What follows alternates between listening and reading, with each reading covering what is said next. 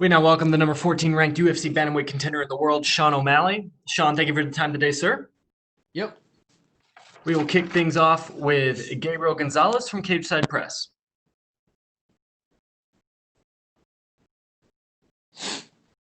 Hey, Sean. Hi. So, to put it bluntly, you get called out a lot. And I want to know, how much of it do you think is guys trying to use your name to boost themselves? And how much is it they're just hating on the fact that you're a young guy getting all the attention? Probably a little bit of both. You call out someone with a big name, that just makes sense. I think that's why Connor got called out a lot. You fight, like Chito's getting a co-main event spot because he's fighting me, so it's not that he called me out, but you fight me and you get, he's fighting on a co-main event, so it makes sense. It never, I never think of it as personal. It's business. It's what they should be doing. If they can't, get as big as a fan base as I can with their performances, they're gonna try to beat me. So makes sense. You've gotten to see a lot of fighters, I'm sure, just as a fan and now being in the sport, make that jump from prospect to contender. Is there anybody's rise you remember watching that you were like, you know what? I want to have something like that epic jump in competition and become a star. I think, obviously Connor's career went well. Israel Adesanya's career went well, and I feel like I'm on a similar path like that. Your nickname is Sugar. Do you have a favorite post-fight dessert? Dessert, I don't know. Usually pizza is just kind of the first thing that I'm craving after weigh-ins. I want pizza for after the fight. What kind of toppings are we serving up on it? I don't care. Anything with cheese and the crust, and it could be, pretty much any kind of pizza would do after. My final question, obviously with the pandemic, there's no telling when things will go back to normal. Coronavirus clears up tomorrow. Where would you want to go fight first? Vegas, T-Mobile. Gotcha. Thank you. Thank you. We will take our next questions from Gustavo Falden with ESPN Brazil. Hi, Sean. How's it going? Good. How are you? I'm good. First of all, where do you get inspiration to go to the colors you dye your hair? Where does that come from? The inspiration I got to color my hair, but I have to say it was from Chito. Gave me the inspiration.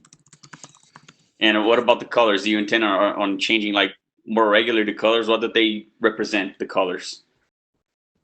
I'm just showing my Ecuadorian fans some love. I think every fight we'll just do a little something different and have a nice little theme. It's something I look forward to, and it's fun. So You intend on dyeing your hair on the Brazilian colors maybe one day? if I'm fighting a Brazilian, yeah. And some people have compared you to Conor McGregor, your fighting style, maybe your chest tattoo. What do you think about that? Do you think that you do inspire yourself on Conor? Do you see yourself similar in fighting styles? We're pretty similar in fighting styles. We knock people out in the first round, um, and we aren't afraid to say how we feel the fight's gonna play out. We have similar styles. We're explosive strikers, and I knock people out in the first round, and he knocks people out in the first round. So yeah, I think there's similarity there. And you said that you started on MMA because of the girls. Is that correct? Still reason I'm doing it. And what is do you have a girlfriend or not? Yep. What does she think about that? She's pumped. There's no issue there. And my last one, after if you win your fight on Saturday, would you like request a top contender like Jose Aldo, maybe Marlon Moraes or Cody? Yeah, I think it totally depends how I go out there and finish Chito. I go win a decision. I don't get that next big fight name. I don't think. I could, because if I win a decision, it'll be a very impressive decision. But if I go out there and starch him, I think I get whoever I want. Okay, thanks, man. Thank you. And we'll take our next questions from Damon Martin with MMA Fighting. Sean, what's up, buddy? up? I know we talked before about the mental warfare and kind of how you're mastering that art with the hair, doing the Ecuadorian flag. Are you kind of having fun with that? And I know Chito said it doesn't bother him, but do you kind of enjoy that, just that little dig of the Ecuadorian flag in your hair? Yeah, I didn't think it would really bother him. If me changing my hair color got in his head, that might be too easy of a fight. I don't think it's gonna bother. I'm not doing it to get into his head. It's just for fun. The fans love it. The media, it's something to talk about. Last time I did my hair, it was, that was the whole fight week was about my hair. So, it's something to talk about, and it's just showing some love. When watching Embedded this week before you left for Vegas, we saw the setup you have at your house with your Twitch setup, and you have the background with the Sugar Show and everything. Obviously your focus is fighting, and you've always said that to me. Fighting comes first, but you are treating this also as a business. I mean, how do you balance that in your head? Because you understand that doing the things you're doing are helping you get that attention. I'm sure eventually getting you higher contracts, better sponsorships, opportunities, things like that. But at the end of the day, you need to go out and win fights. So how do you balance that in your head? Yeah, there's a lot of free time being a professional athlete. Say you train twice a day, you still have a good amount of free time during the day, and I just capitalize on that with the Timbo Sugar Show podcast, with my Twitch stream, with my own little YouTube things that I do. It's you have a lot of free time, and I just capitalize on that, and you can make money doing all those things, and I enjoy doing all those things, so it just makes sense for me to do stuff like that. When you hear, some, whether it's fighters or whoever, complaining that you're getting so much attention and you're getting co-main events and things like that, do you feel like that other people just aren't taking advantage of the things that you're taking advantage of, like your Twitch stream, like all the things you're doing to get yourself the attention? Like it's not like you're doing it by accident. You're doing it to get the attention. Well, say I'm not streaming or doing anything I'm doing, but I'm still knocking people out. That's why I'm in the co-main event spot. Not because I stream, not because I have 1 million followers on Instagram, not because of anything else. It's because I'm knocking people out and putting their lights out. That's what it is. You knock out like I knocked out Alfred, made Snoop Dogg go crazy. I knock out Jose Quinones on my 2-year comeback. I knock out Eddie Wineland, opening up a big pay-per-view. It's not because I'm doing anything other than knocking people out. And last thing for me, Sean, when you get to this level where you are, on that path to stardom, and I think a lot of people would say you're already a star, but the flip side of that is with stardom also comes that fame, and we've seen a lot of people kind of crumble under that fame, whether it's getting in trouble outside the cage or just that spotlight constantly being on them, never having a moment of peace to yourself. How do you feel like you're adjusting to that part of life where you kind of know at all times you're under the microscope? Yeah, I think I'm doing good with it. It's not, if I want to not stream or not do the podcast or not make a YouTube video, I can stay home and not and get away from everything. So it does. I don't feel like I'm trapped in it. I feel like if I need to get away from it, I can. And I do enough to where I'm not too stressed out.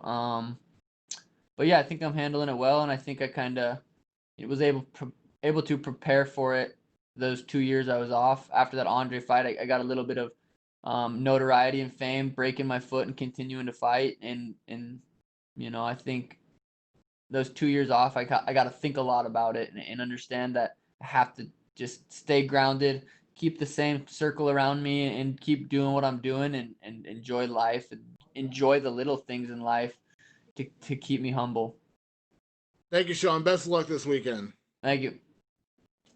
We will take our next questions from Augusto Niez-Gay from Somos MMA. Hi, Sean. How are you? Hi. First of all, how are you adapting to this different fight week and the pandemic situation? Are you getting used to the new procedures and all that? Yeah, I did it 2 months ago. Nothing really changed, so it's it really does. It feels like we didn't even leave Vegas. Went back to Phoenix, trained, came back, so it doesn't feel like we really left. Is there anything that you miss from the life before the pandemic? Literally the only thing, if I could change anything, would have fans in the stands, and that's it. Other than that, life for me is pretty normal. I enjoy life still. Nothing really changes too much. And talking about the fight, is there any aspect of Chito's fighting skills that you think you should be careful of? He's in the UFC. He's tough. He's beat people in the UFC. He's finished people. He's in the UFC, and he's never been finished. So he's all around. It's a tough fight. It's a good fight. He's my toughest opponent to date, and with that said, I'll probably still drop him in the first round. Okay, and if you win on Saturday, when would you like to come back to the octagon? To be determined. We'll see. It depends how the fight plays out. Depends how healthy I am after. Depends who's coming off a win. It's too hard to say and for me to predict right now. And my last one, Merab Valisvili said a few moments ago that if both of you win your respective bouts on Saturday, a fight between you two would make sense. What do you think about that? We'll see. Okay, thank you very much and good luck on Saturday. Thank you. We'll take our next questions from Pablo Santamaria with Notima, Ecuador. Hello, Shang. How are you? Good. How are you? As an Ecuadorian, I want to ask you, why did you decide to paint your hair the color of the Ecuadorian flag? For you. Many people see it as a provocation for Chito, but others think that you're showing respect not only for Chito, but for the whole country. Yeah, it's just they're cool colors, and it just happened to play out that we went with those colors. I'm just showing the Ecuadorian fans some love. I get messages all the time, all the time, and just showing some love. You want to send some message or say something to your Ecuadorian fans? I love you guys. My hair is the color of you guys' flag, so that's a sign of respect. I'm showing the love. Someone, you guys got to go for someone after I bust up Chito. Might as well go for me. Okay, talking about the fight, do you think Chito is going to try to take you down, or he's going to keep the fight on the field? Yeah, he's gonna try to take me down. He's a black belt in jiu-jitsu, and I knock people out. So I think that it's a striker versus grappler matchup. So yeah, absolutely. I think he's gonna try to push me up against the fence, trip me, and work on top. So what is your prediction for the fight? Do you think you will be the first person to finish Chito? Yeah, absolutely. I think as fast as a starter as I am and as slow as he is, I think that equals a first round knockout. Okay, thanks, Sean. Yep. Amazing job on YouTube and all the stuff you are doing. So good luck on Saturday. Thank you very much. And we will take our next questions from Sumik Dada with Sports Kia. John, hope you're doing good, man. Hey. So for this fight, you've had a different training camp of sorts. You said that you got your own cage now. So how has been this training camp different with everything that's going around right now? I'd say it improved a lot of things. It made it more like a boxing training camp where it was all individualized for specifically me for specifically August 15th. So, if anything, it's been the best camp I've ever had. So has there been any significant changes to the camp given the change of surroundings? Instead of grappling at a jiu-jitsu gym or hit mitts on the mats, we've done all of our training in the cage. I got a cage, we put it in a warehouse, and we've done all of our sessions in there, and it's the same size as the Apex cage. So I think that was very beneficial. So ever since you made your return to the UFC, things have gone by at a pretty fast pace for you. You fought at 248, then at UFC 250, and now another quick return at 252. So do we expect you to keep up with this frequency of fights, keep up with this pace? Completely depends. Got to go out there and do what I do Saturday night. First round knockout, no injuries. Yeah, there's a potential quick turnaround. But we'll see. There's just so much that can happen during a fight that it's hard to predict what's next. And it's Wednesday. I got a couple days until it's Saturday. I'm laser focused Saturday for Chito. So, last question from me. What are your thoughts on being the co-main event of such a historic card? Yeah, I think it's a perfect co-main event for a legendary card. Stipe DC is the biggest trilogy fight ever at heavyweight, the baddest men in the world. So to fight right before them it's insane. It's going to be something to look back on and have it's going to be an awesome memory. Well, I look forward to the Sugar Show this Saturday, and good luck to you, sir. Thank you. And we will take our next questions from Adrian Gallardo with Vavel, Argentina. Hello, Sean. Hello. How are you? Good, how are you? My first question is, what do you think about being the co-main fight in this great event? Is it something important for you? Yeah, usually I don't really care where I'm at on the card. I kind of in my head I'm always the main event, but for this card it's a little different. Stipe DC is the main event, and I'm the main event right before it. So it's a sweet card to have two main events on. Perfect. What do you think about Ecuador, about Chito Vera? And is this another fight for you, or this is a really important one? I didn't understand the question. Sorry. What was that? Uh, what do you think about Chito Vera?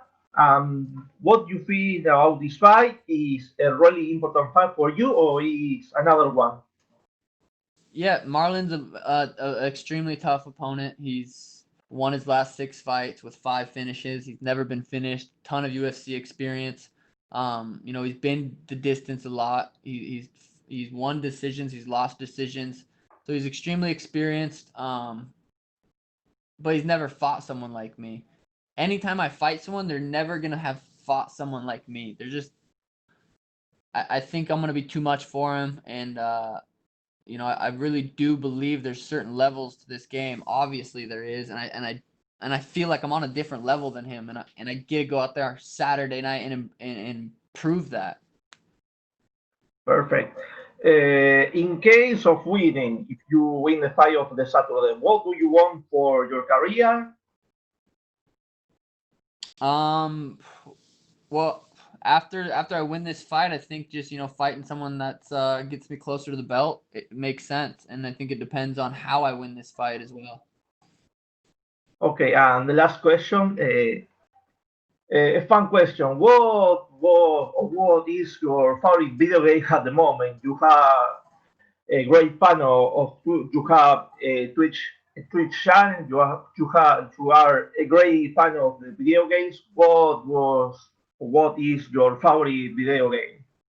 What is my favorite video game? I would have to say at the moment it's Call of Duty, Search and Destroys.